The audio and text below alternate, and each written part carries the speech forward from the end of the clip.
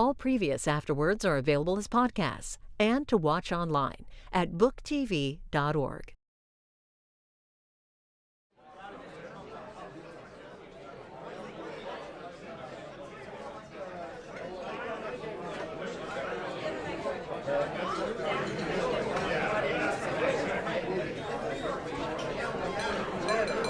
If I could have your attention, please, I think we'll get started. President Reihan Salam is on the West Coast on a fundraising trip, so I'm filling in for him. But I have a brief task, which is to introduce our distinguished introducer, Megan McArdle. Megan is a Washington Post columnist who writes about economics, finance, and government policy. She has previously written as a correspondent for The Economist, The Atlantic, Newsweek, The Daily Beast, and Bloomberg View. Her articles have also appeared in Reason, The Guardian, Salon, The New York Post, and The New York Sun. She's everywhere. She started one of the first business and economics blogs, Asymmetric Information, and she authored the 2014 book, The Upside of Down, Why Failing Well is the Key to Success. In her spare time, she also appears as a commentator on Fox News, MSNBC, and NPR. She has a degree in literature from the University of Pennsylvania and an MBA from the University of Chicago. Please join me in welcoming Megan McArdle.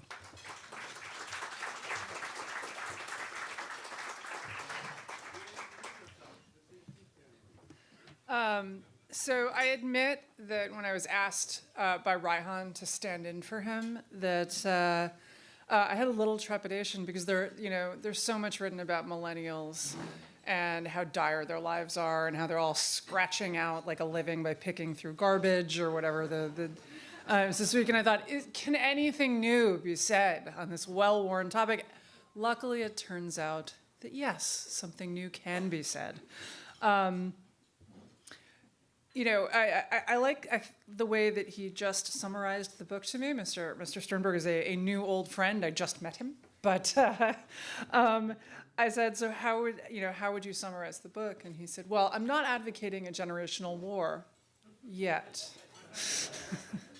And as we all head into the end of Game of Thrones season, I think we can we can sort of quake in terror at what a generational war between the boomers and the millennials might look like. Luckily, I think none of them have dragons, at least until genetic engineering gets going. The great thing about this book is something that he also told me, was that when he thought about selling into the British market, he was told that his book wasn't polemical enough. The United States does have a market that Britain doesn't.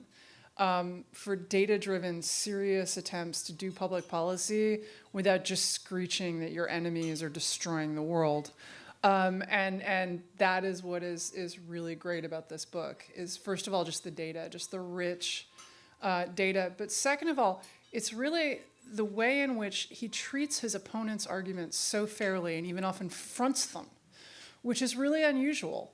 It's such a heartening thing to see in these days of political polarization, that someone's like, well, let me run you through the best part, the best possible version of the argument that I'm about to argue against, steel manning instead of straw manning. It's incredibly rich with not just data, but arguments about subtle questions, not do millennials have too much student debt? But how do millennials have too much student debt? Is there bifurcation between, people with small dollar loans, large dollar loans, the median and the mean, as we in the wonk sphere like to say? And he explores these issues with humor, but also with some very eloquent writing. And he is, as we just discussed, starting a conversation. It's a conversation that does need to be had. Not just about millennials, but about the rest of America. Because the financial future of our government and the economic structure of our economy clearly aren't working for a lot of people. Especially the millennial generation, they have it the worst. But as he said at some point, that part of the reason millennials have it so bad is that the baby boomers, this had happened to the baby boomers, and they didn't understand what had happened to them, and they picked up the wrong policy solutions to it, and in doing so, actually worsened rather than fixing the problems. And so with that, I will just close by saying, buy authors' books. They are not just great to read. If you have any shaky tables that need to be propped up, very good. This is very good for that. Give them as gifts. Check erosion in the gullies behind your house. No, but this is very seriously a book that is worth buying and worth reading and worth keeping to look over in years to come. And so please let's have a round of applause for the author.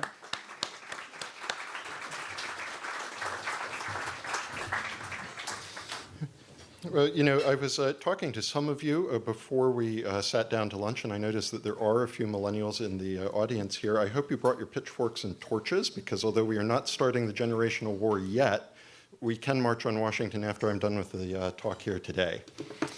But thank you, Megan, for that very kind introduction, and I only hope that I live up to all of the wonderful things that you've said about me.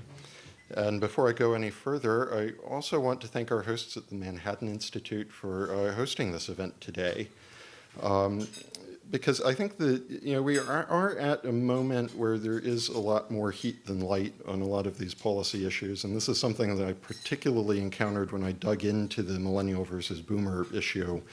And it's really nice to have institutions like the Manhattan Institute that are more focused on the light rather than the heat. And so with that spirit, I'm going to try to make my own very modest contribution to that effort this afternoon. So when we're talking about the theft of the decade, and as with so many things involving millennials these days, the story I want to tell starts with an avocado. Now, I'm not sure exactly how that fruit has become an emblem for the millennial generation, but here we are. And the whole avocado thing seemed to reach its apex around the summer of 2017, I think it was, when there was an Australian property magnate named Tim Gurner, who happens to be an older millennial himself, who took to the airwaves to argue that the reason that millennials can't afford the down payment on a house right now is because we're spending too much money on avocado toast. Now, you're not going to be surprised to hear that this comment went viral on Twitter, of course. And the backlash was furious. One millennial quipped sarcastically that he would have put a down payment on a house if he hadn't just blown $44,000 on brunch. The New York Times helpfully calculated how many years a millennial would need to scrimp and save for a down payment by skipping brunch in order to afford a 20% payment on the median American home. The answer was 113 years. And of course, I can't help but note, since I live in London, that the left-wing Guardian newspaper there took this as another opportunity to inveigh against structural inequality. But the whole avocado versus house uproar, I think, probably resonated very differently with a lot of older adults, and even with some older millennials like Tim Gurner. I think that the bigger point that he was trying to make was that the generation seems to lack the work ethic of our elders. That we prioritize creature comforts like fancy brunches over the disciplined scrimping and saving that you need to get ahead. That we have all of these bold visions for what we want our future to look like, often inspired by social media like Instagram, but we don't really have a clear roadmap for how to get there, and then we get frustrated when our boomer parents don't just give it to us. So I suspect that there is at least one baby boomer in the audience right now who has been suppressing the urge to nod his or her head at that. And don't worry, I'm not going to ask you to raise your hand if it's you. So the big question that I wanted to ask as I started digging into the book that became The Theft of a Decade is, who's right about all of this? And I'm sorry to tell you, dear boomers, it's not you. Because I think that millennials do have a point in these arguments that we're having about generational fairness right now. I think that something has gone badly wrong for us, our millennial generation, over the past decade. I think that the fact that that has gone seriously wrong is going to have a lot of implications for our economy in the years to come and on our politics. And so to explain why, I'm going to touch on 3 points this afternoon. I think first I should probably explain what a millennial is and what has happened to us over the past decade, because there's a lot of confusion around both of those points. After that, I'm going to try to convince the boomers in the audience that it really is all of your fault. And then finally, I'm going to close out with just a few scattered thoughts about the question I think we all really want to know the answer to, which is what is this going to mean in the 2020 election and beyond? So I think the first thing we need to do, though, is to define what a millennial is.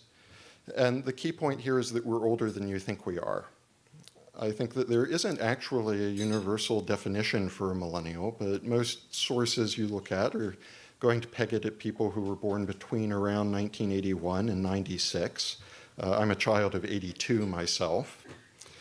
And there are a lot of us. I think one survey I've seen pegs it at around 71 million. There's some disagreement about the precise number, but if the millennial generation in America is not already bigger than the boomer generation, it will be very soon. And I think that the other interesting fact about millennials is that we're very different from the boomers, even just in basic aspects of our composition. I think that boomers tend to be more diverse than or millennials tend to be more diverse than the boomers were, largely because our numbers have tended to be augmented by immigration over the years. So I think that there are a lot of millennials, partly just because there were a lot of boomers to be our parents, but also because America has a large influx of population over the past few decades. But my main interest is less the demographics of the millennials and more the economy. And the reality is that it has been a tough decade for us. Now, I think that the oldest of us, those who were born in 81, 82, graduated high school in the year 2000. And if we went to college, we were hitting the labor market around 2004. So that was going to be just around the time that the housing boom was entering its manic phase. And for the oldest of us millennials, if we were lucky, we at least managed to claw our way a little bit onto the career ladder, get maybe just a little past our entry-level job before the financial panic hit and the Great Recession. Now, the youngest of us, those who were born in 96, have just about graduated from college now, and they are graduating into the Trump economy for good and ill. But most of us entered the labor force in the aftermath of the Great Recession, and the first years of our economic adulthood were really shaped by that experience. And I'll just note here as an aside that if you spend a lot of time worrying about snowflakey college kids, don't blame us anymore, because those are now members of Generation Z. And it's important to understand exactly what the Great Recession experience was for us. It was awful. I think that we all are familiar with the terrible headline numbers for the unemployment rate, and the youth unemployment rate was consistently higher than that. And I think that that was after labor force participation had also plunged. One of the interesting things that happened here is that young workers often were tending not to go into the labor market at all. Instead, you saw more and more people going into further education, either people reaching for a bachelor's degree who might not otherwise have done so, or people going into graduate education because after they got the undergrad degree, the job market still wasn't set up for them. And I think that, certainly some of these trends had already been in progress before the Great Recession. It's certainly true that college enrollment had been increasing, so had graduate enrollment. But if you look at the graphs, the cliff edge that you see around 2009 is really striking. And I think that we should take that as a sign that, yes, something was going badly wrong, that there was a change in the economy at that point that can't just be explained by some of the trends that were already developing.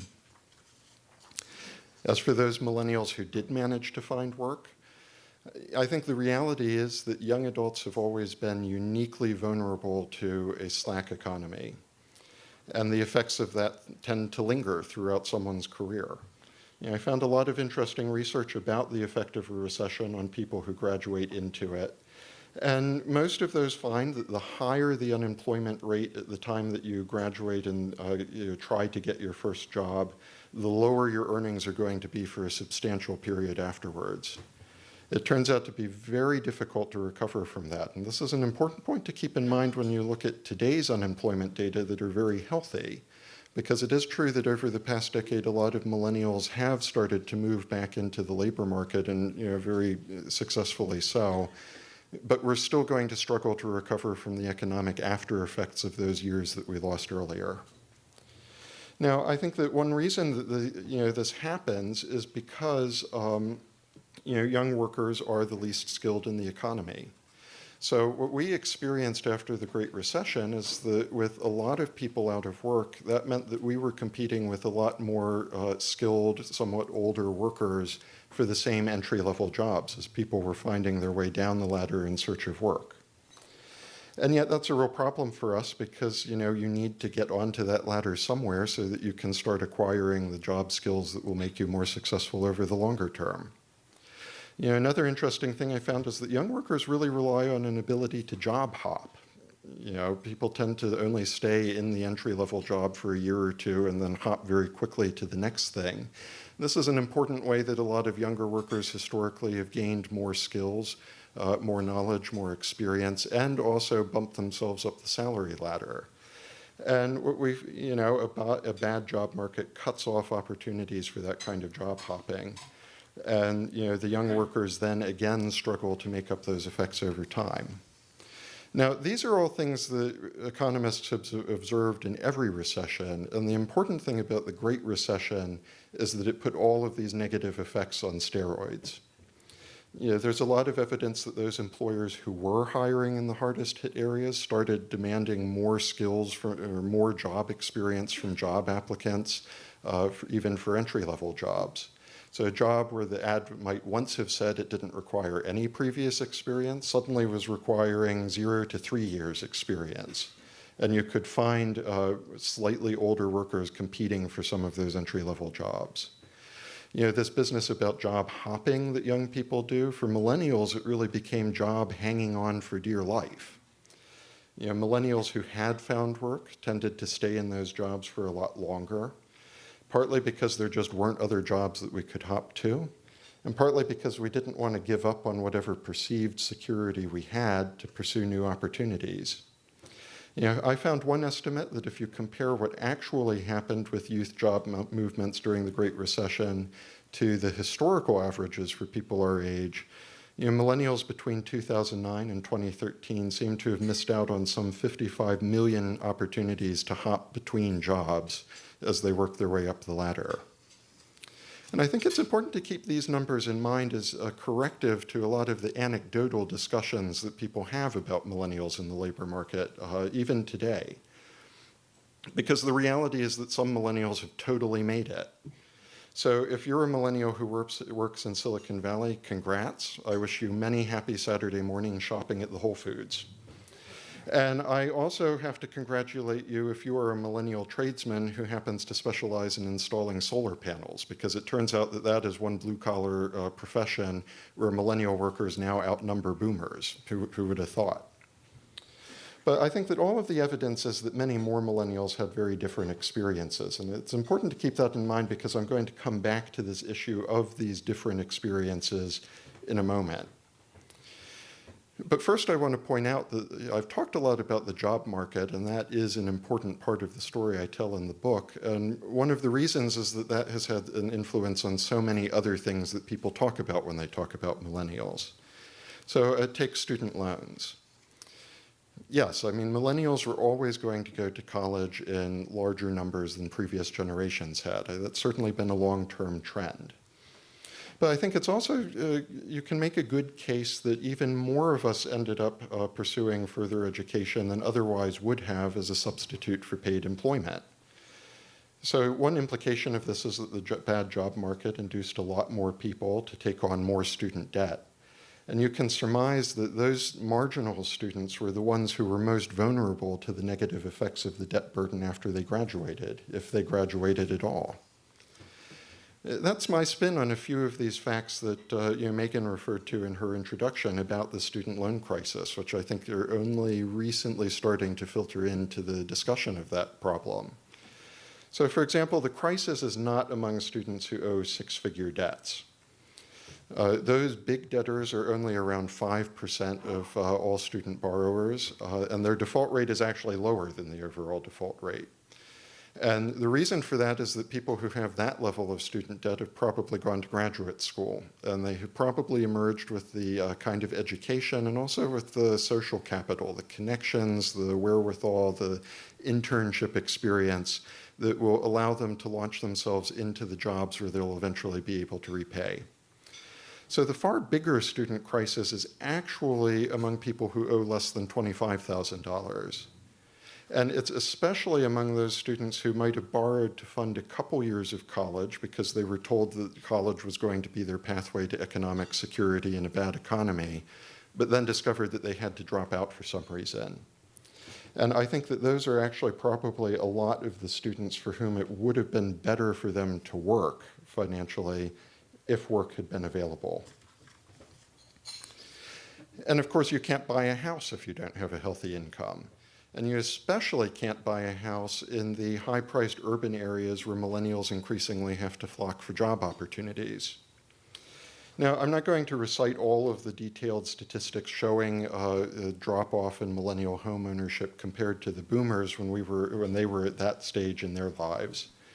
Instead, I want to dwell a little bit on the economic implications of the home ownership downturn that millennials have experienced.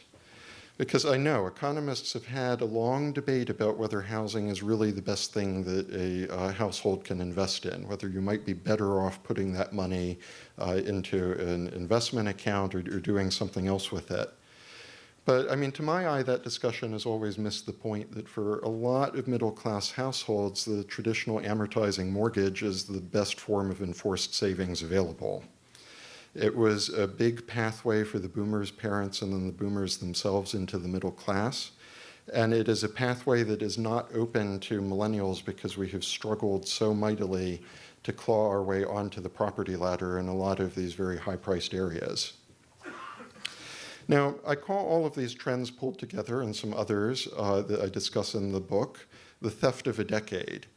And I think that actually boomers in the audience right now could reasonably reply, "Excuse me," because just stating that things went wrong for millennials doesn't prove that the boomers actually stole anything from us. And in fact, I find that a lot of politicians and economists over the past few years have fallen into the habit of talking about the financial panic, the Great Recession, the slow growth aftermath from that. It's things that just kind of happened as inexorable forces of economic nature or the result of some kind of structural change in the economy, something that was just no one's fault.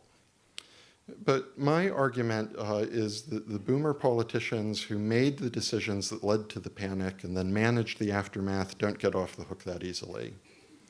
Because I think that you can point to a lot of policy choices throughout the past decade and even earlier that worsened the effects of the recession in important ways, and that also redistributed the pain of that recession away from boomers and toward millennials once the downturn happened. Now, someone could write a book about all of that. I think I might have done that, so I'm not going to recite all of those factors here. I just want to focus on a couple representative examples that hopefully the boomers will find particularly provoking.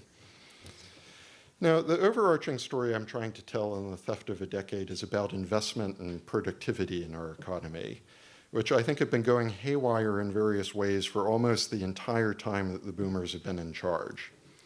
You know, I mentioned a few minutes ago that the job market works really well for some millennials and really badly for others, and this is really a consequence of this.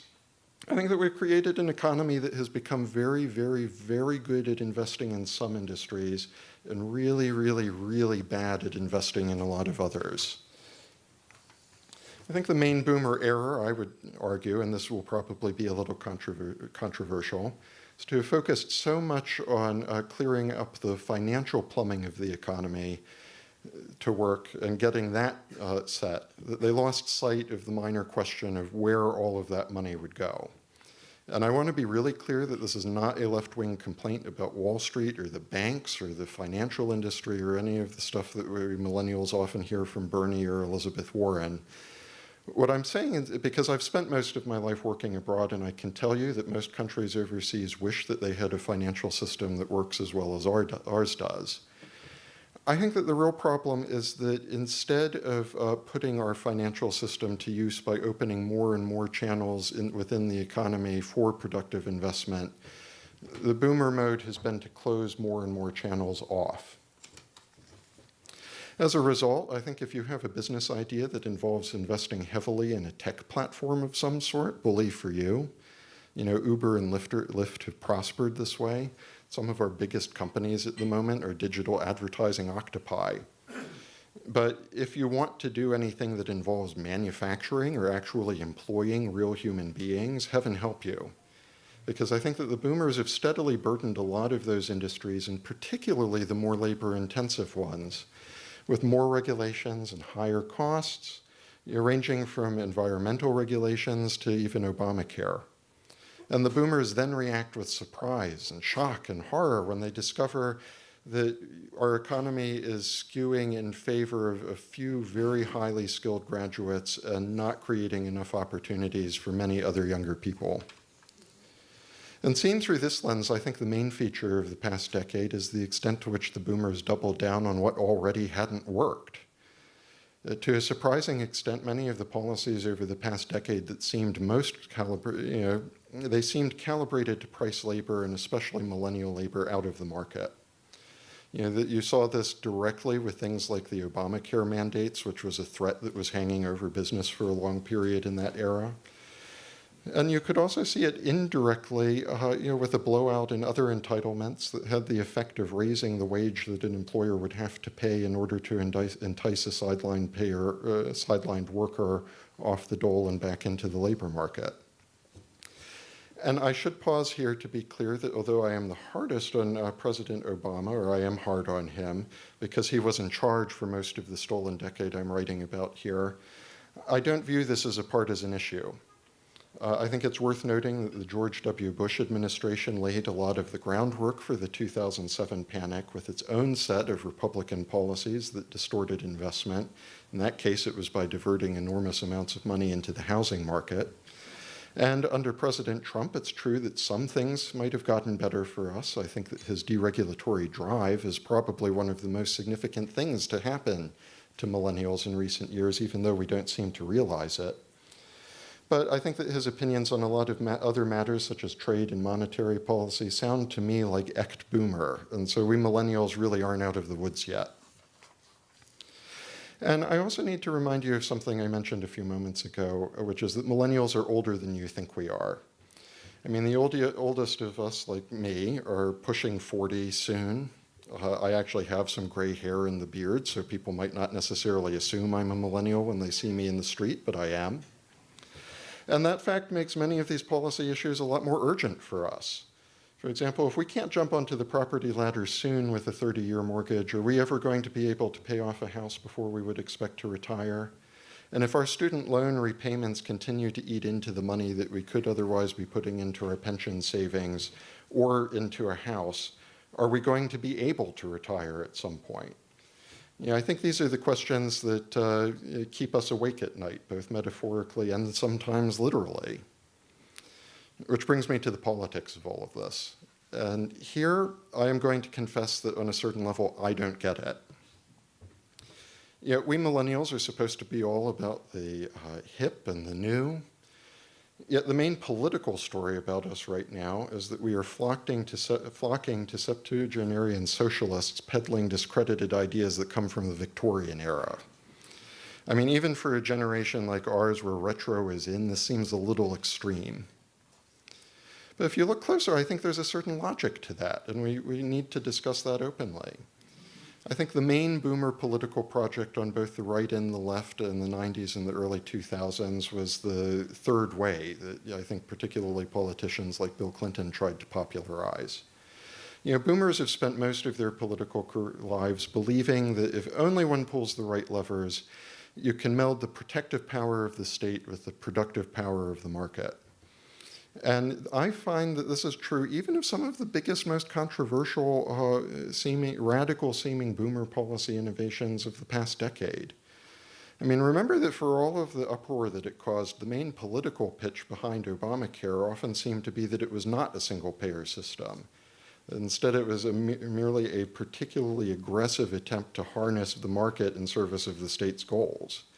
And before that, we had the George W. Bush administration creating an ownership society in the housing market, chiefly by inflating Fannie and Freddie to the point of explosion. So my theory is that millennials are intuiting that this mode of governance doesn't work.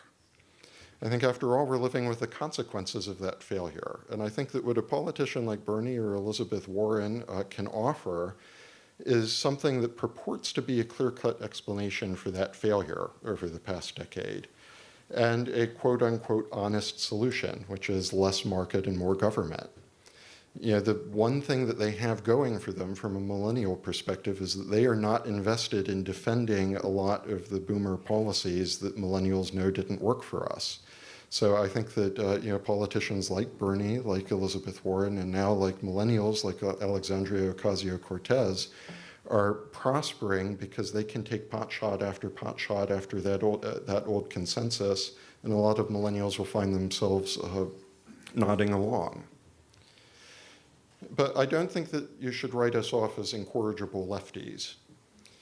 Because, and I think a good example of that is actually the essay that Edward Glaser wrote in the spring issue of City Journal for the Manhattan Institute. If you ask millennials specifically about the socialism question, you will discover there's a lot of support for socialism. And I think that's because it does sound very new and different from what has gone before.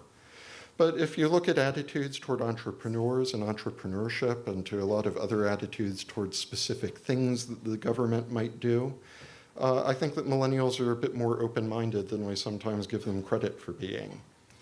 And I would add to that analysis that some polls are finding us skeptical of some of the most redistributionist elements of the boomer agenda. Social Security and Medicare. There are polls out there that will tell you that only 25% of millennials expect that those programs are going to be there for us in any meaningful way when we retire. So I think what's actually happening now is not so much that millennials are embracing the socialist left, so much as that we are just casting around for answers, and the Democratic Party, the political left, has been a bit further along in figuring out how they can play to their own strengths in order to capture that vote.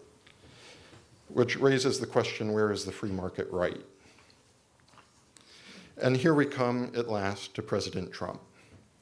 Now, some people are pro-Trump conservatives, and other people are never Trump conservatives. And what I discovered as I was writing this book is that I found myself becoming a Trump who conservative, because he feels so irrelevant to a lot of millennial concerns about the economy.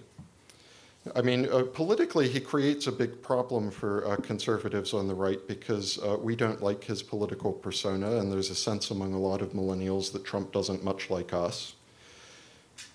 But I think the bigger problem is just that he's such a boomer. I think especially on issues like trade or some of the fulminations that you often hear about monetary policy, his agenda, to my ear, really reflects a lot of the preoccupations that the boomers have been working on for the past 20 or 30 years.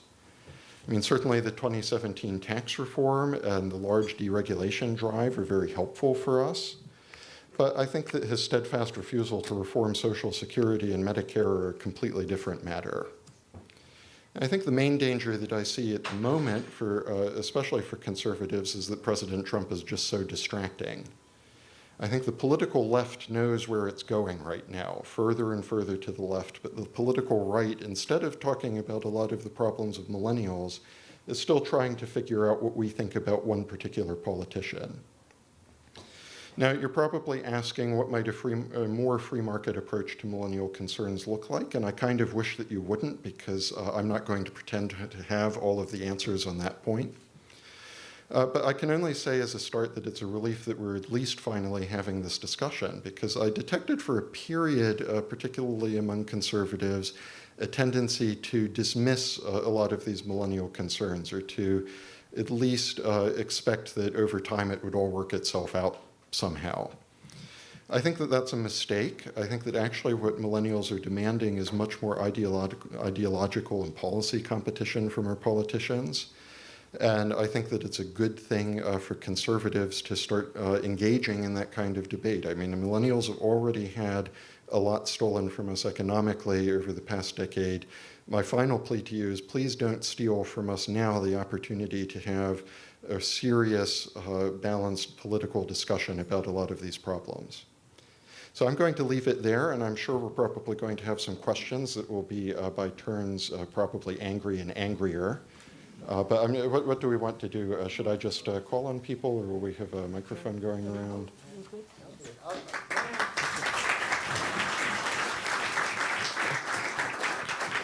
I'll field some questions. Okay. All right. Let's see. Hands up. Okay. Let's start over there. Thanks for your insights. I'm not sure how much millennials stole it as much as they just screwed it up, but they definitely screwed it up. And of course, to some extent, they benefited millennials by giving them all those high-tech jobs and in solar. But I want to just ask a question of you out of left field. You lit up my understanding about why millennials are leaning towards socialism. How come Trump won? Could you explain that one for me, since you seem to be able to explain a lot today? Well, I am not going to pretend to explain that question. And also, don't ask for any predictions about the 2020 election. I mean, again, I think that what was interesting about Trump, if you look at it through a generational lens, and I mean, I need to preface this by saying that Trump is obviously a very complicated phenomenon. I think that there were a lot of factors that contributed to that. But it's true that he did not win with a particularly large section of the millennial vote. Now, what's interesting is that Hillary potentially lost that election because she didn't win a lot of millennials either.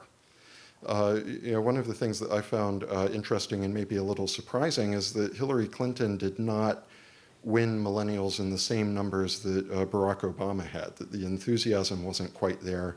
Some people have suggested that if she had done better, that might have tipped the balance in the election just enough to get her over the line. And I think the implication of that is that actually millennials are demanding more competition. I think that the younger voters seem to be less loyal to the two major parties because I think that they are looking for people who will engage in this kind of political discussion about the economic experience we've been through over the past decade. There was some questions over here. Could we get the mic over there?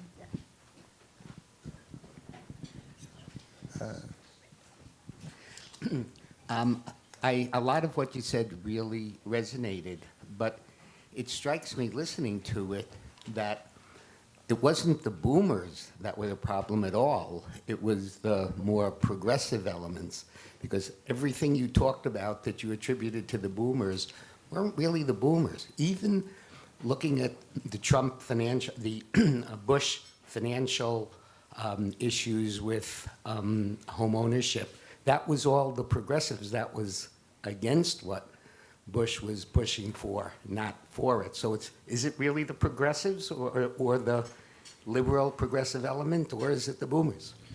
Well, no, that is an absolutely fair point, that it does become a little touchy when you are going to talk about an entire generation and not necessarily delve so deeply, at least in this talk, into some of the debates that were going on within the generation. But I think that it is fair to say that you do find in both the Republican side and the Democratic side a certain approach to a lot of these policy issues that was generally traveling within a very narrow lane, I think is the way I came to think of it. And so I think that it is true that many of these policies were championed by the progressive left, but I think that it's also true that some of them managed to find purchase on enough parts of the political right that you could build a consensus about it too. I'm sorry to have you running. Why don't we do one more here and then we'll go back over there? Let me just. Yes, right. Yeah. Okay. One big disservice that younger people were done by their parents was this kind of ridiculous narrative that you have to go to college to be a success, or that college is the pathway to a middle class. Kids who come to the big cities and work at law firms or consulting firms or whatever, they're not the norm. Most kids just want to stay in the towns where they were raised and have families and things. Do you see this narrative changing? It's obvious to almost anyone that a skilled tradesman makes more money and has more flexibility than a typical office worker. And yet George W. and Obama both continued to press this idea of universal college. And also, the second part to that question, look, debts that can't be repaid will be restructured one way or another. Not saying for it or against it, but have you contemplated any kind of a student debt forgiveness program that wouldn't look like moral hazard? Okay, well, so on your first point, I mean, this notion that college is the ticket, that the four-year university degree is the pathway to economic success, it's preposterous. I mean, you have to think about the way that boomers often talked about education, particularly to their millennial children. We were always encouraged to think of it as an investment in our human capital. I mean, that's the whole rationale for borrowing to fund an education, this notion that the return at the end of it, the salary premium, will repay it. And yet we were told that education was the one investment in human history that always pays off. And I think that what actually you're discovering is that a lot of millennials have found that that's not the case, that actually the job market doesn't require, part of it is that maybe the job market doesn't require that many people who have graduated from college, but there's also a twin problem that when you think about skills and training that way, you're asking 17 and 18-year-olds to place a bet when they pick a college major on what kind of skills or education they're going to need for a career for a career path they haven't even decided on at that point. And then you're asking them to make that bet with $80,000. And I think that that just is, not a sustainable model. And there has been some discussion about whether there are ways that we can do vocational training or whether there are ways that we can pull some people out of the traditional four-year college track to avoid that problem. Now, one difficulty is that it's too late for the millennials. I mean, an implication of the fact that we're all older than you think we are is that we've all graduated from college now. So the millennial student debt is going to be what it's going to be. We can try to save our younger brothers and sisters in Generation Z. And that actually leads me into your second question about debt forgiveness. And the thing that drives me absolutely nuts about this kind of discussion is that it tends to be boomer politicians being generous with millennials' money. So if you go back and you look at some of the Obama-era programs for debt forgiveness after you had been in the labor market for a certain number of years, if your income was too low, it occurred to me to sit down and calculate exactly what year you would start hitting that point where people would be eligible for this kind of forgiveness, and what would be the age ranges of the various generations in the workforce at that point. And wouldn't you know, but these programs were calibrated so that the taxpayer write-off benefit would only happen once most of the boomers were out of the workforce and millennials were, contributing much more in terms of the tax payment. And so this is I think that this is something that we really need to think about because there's an instinctive appeal to something like the Elizabeth Warren loan forgiveness plan until you start asking the question, who is going to end up having to pay that bill? Who are the taxpayers who are going to subsidize that?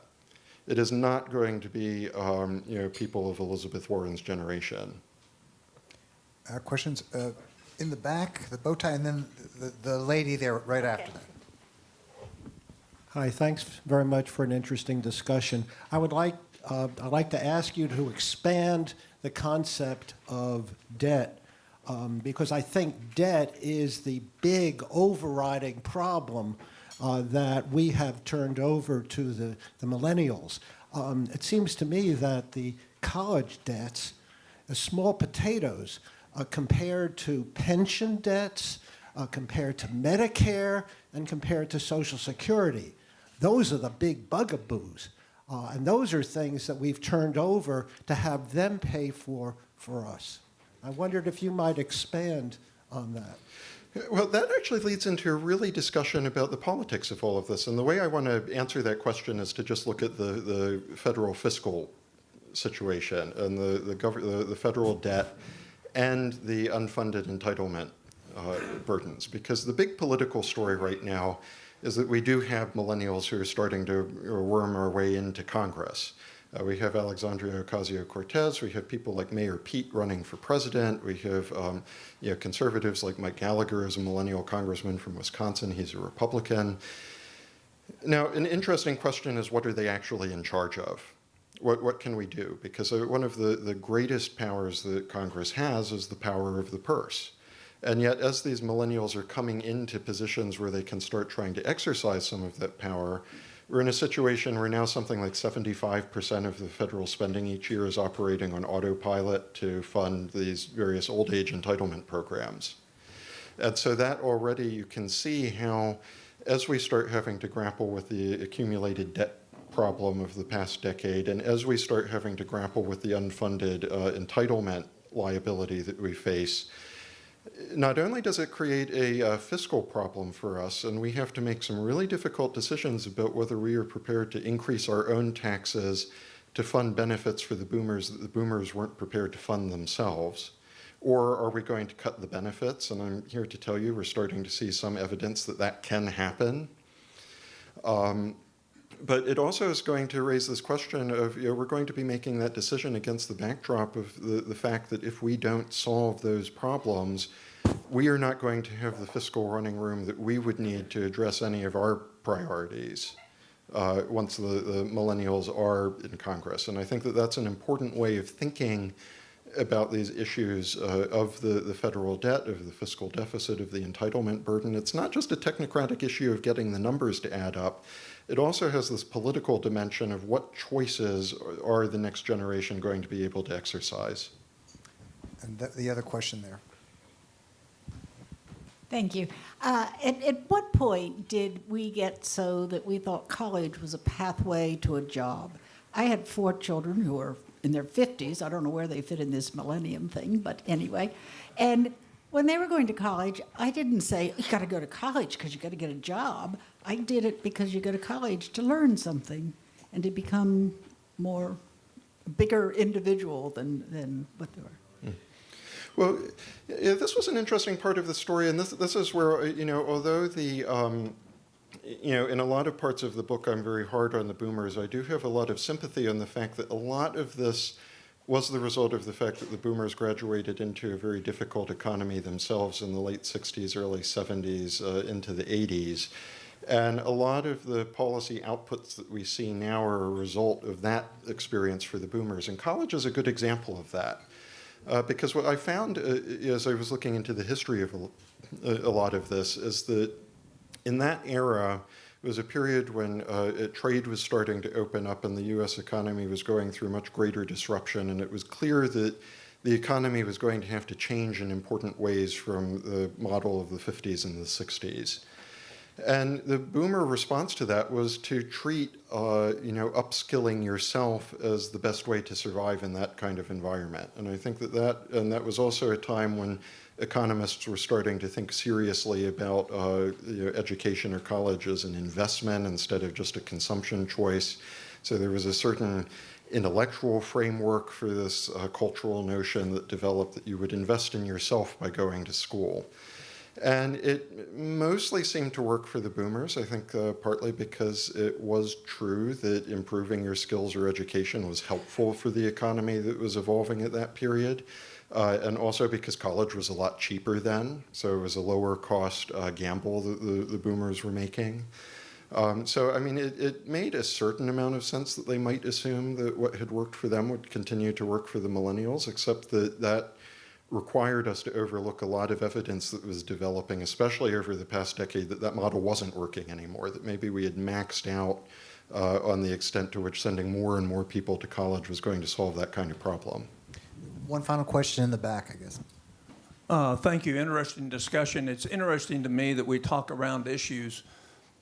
Thomas Jefferson said when he was struggling to build the University of Virginia, he was asked why didn't he get help from the government, and he very plainly stated that you'd have to have a change in the Constitution for the federal government to be involved in education. So when we look at the problems, you got $1.3 or $1.4 trillion worth of student loan debt, and the reason college prices have gone up is because all this money was thrown into it, and all the for-profit crony capitalists that went after it and raped it. And we now have the results of that. So it really would be better for us to look back and say, how do we limit the mistakes that the government makes when it tries to do something good and live within the confines of our original intent of our founders? Love your comment on that. Well, I think that is an interesting point to think about as we're asking this question of how are conservatives going to respond to these millennial political demands. Because, if you're going to argue that the boomers ran into trouble because they were trying too hard to meld the government and the private sector, the answer on the left right now is more government, less market. But I think that a viable political answer on the right is probably more market and less government. And I don't want to be unduly optimistic, but I think that you can see some evidence that millennials might be receptive to that argument if you find enough people who are prepared to frame it that way. And again, I think that Ed Glazer gets into that in his City Journal piece. I think that a lot of millennials have very already almost libertarian attitudes already on a lot of social issues, and their perception of the proper role of the state on a lot of those matters. I mean, why not try starting to make some of that argument about economic policy too? And I'm not going to argue that we're going to be heading towards some sort of libertarian nirvana or any of that sort of thing. But I think that we shouldn't completely write off the millennials just because of the political phenomena that we're seeing in front of us right now. I think that actually might be a debate that millennials are prepared to listen to. Well, you've given us a lot to think about, and thank you for your presentation. Thank you all for coming.